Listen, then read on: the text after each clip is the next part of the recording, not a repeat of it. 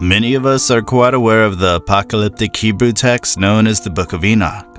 The Book of Enoch discussed things like demons, giants, and angels, some of the things that the Bible did not consider canon or refused to talk about.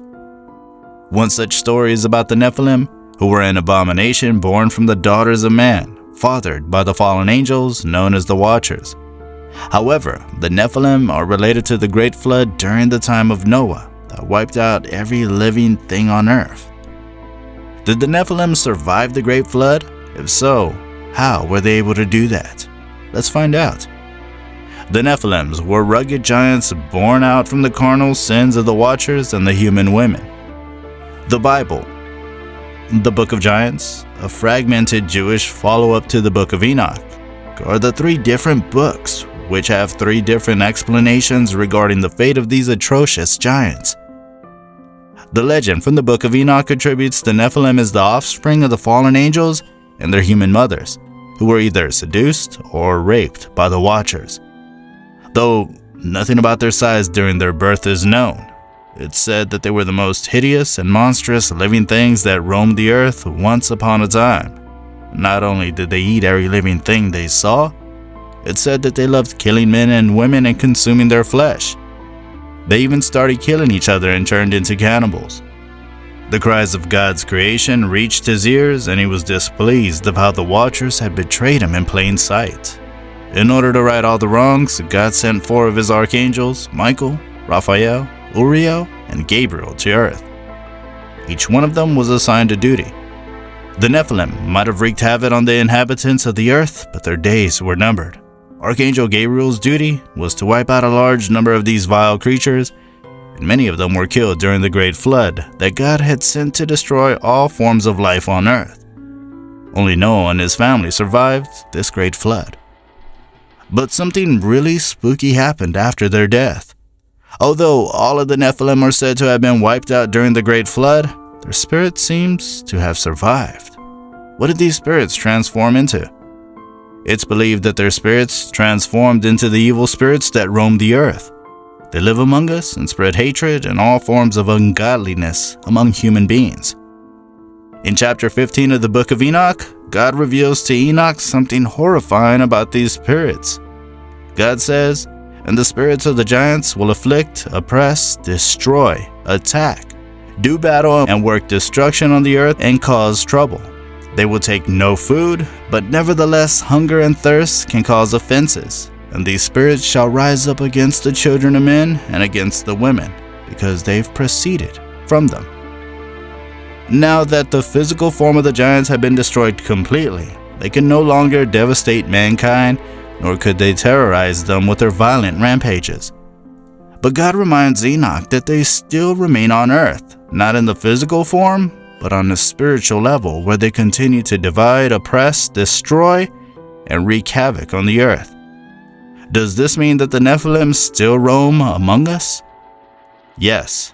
They can't harm us physically, but they can continue their rampage in the spiritual realm. This means that they are not dead and they survived the Great Flood, just not in a way they had intended to initially. If God is so disturbed about the spiritual form of the Nephilim, why isn't he doing anything about destroying them? We can assume that God holds mankind equally accountable for what happened. He partially holds the human women accountable as they let the Watchers seduce them, or that is what he believes. And this might be one of the reasons why God allows the Nephilim to live in their spirit form so as to punish mankind for their wrongdoings. These events are very much related to the apocryphal Jewish book in the Book of Giants. However, the story talks on behalf of the Nephilim. In this specific story, a giant called Malway and his fellow giants have nightmares which indicate their imminent destruction. Malway, believing his nightmares to be true, visits Enoch and asks him to interpret his dreams. Enoch tells him that these nightmares were a bad omen and that they would surely pay for the destruction and bloodshed that they had caused. However, Enoch also explains that they can be saved only if they change their ways and destroy their bonds with evil. Unfortunately, they never got the time to repent. Seems like God was not feeling that forgiving, or the giants never repented, and thus, none of the Nephilims were spared. God sent the flood to kill all of them, and those who had escaped were killed by the angels. It's believed that the biblical monster called Leviathan was sent by God to find and wipe out all the giants who escaped the wrath of God's justice.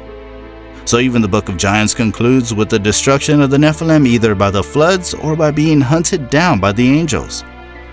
Now the Bible doesn't mention a lot about giants, although it does acknowledge that they did exist. Genesis 6:4 says this about the Nephilim.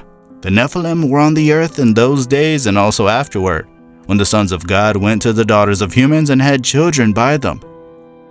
They were the heroes of old, men of renown. We can clearly see that the Bible doesn't give a lot of information about the Watchers or the Nephilim. Neither does it tell us how these giants came into being. All it says is that all the living creatures that didn't get on Noah's Ark perished during the floods. Doesn't it make us think that the Nephilim would be wiped off of the face of the earth, never to be seen again? Well, the truth is that Nephilims are mentioned again in various chapters in the book of Numbers, where Moses sends a group of men to explore the land of Canaan, and that he had promised to give that land to the Israelites. These men get to know a lot of things about Canaan. They found Canaanites to be really powerful and that this land had everything that Israelites had wished for. However, a certain discovery left them perplexed. The Nephilim resided in Canaan. They had returned. The Canaanites tell God, "We can't attack those people. They are stronger than we are. The land we explored devours those living in it. All the people we saw there are of great size. We saw the Nephilim there. We seemed like grasshoppers in our own eyes, and we looked the same to them." How can this be if the Nephilim were destroyed during the floods? This tends to make us wonder if the floods were that efficient as the Bible makes it to be. It can be that the giants had found a way through the floods and found dry land when the water levels reduced. Another explanation can be that the giants, after confronting Enoch, might have gone into hiding and were able to escape the flood through some kind of sorcery or just being clever. However, these are mere ideas.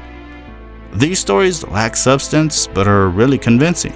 It can be a loophole in the story where the Nephilim somehow magically reappear on Earth, but no one knows how. So now we're left with the thought of how the Nephilim actually returned to Earth.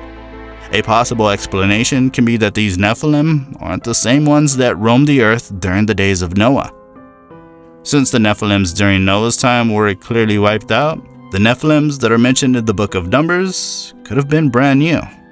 This brings us back to their origins. This means that new Watchers fell into the same trap that their ancestors had fallen into, and had mortal relations with human women who then gave birth to the new set of Nephilims.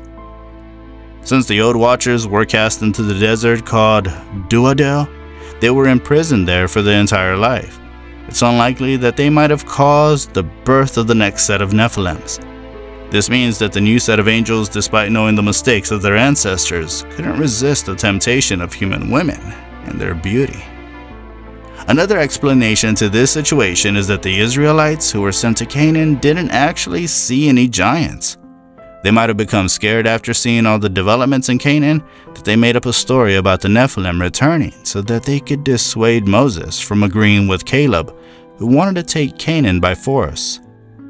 Then again in the second book of Samuel, we see David having a fight with a giant named Goliath, who is said to have descended from Rapha.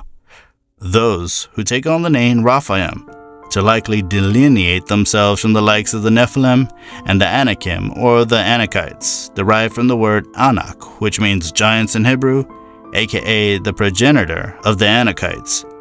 The people who claim to have seen the Nephilim were possibly not sure whether the giants they saw were Nephilim or not. However, due to their fierce and abnormal appearance, they might have assigned the word Nephilim to them. This can possibly mean that the original Nephilims never survived the floods and the giants that came after them were just misappropriated under the term Nephilim. What do you think happened to the Nephilim? Did they survive the flood? Comment your thoughts below.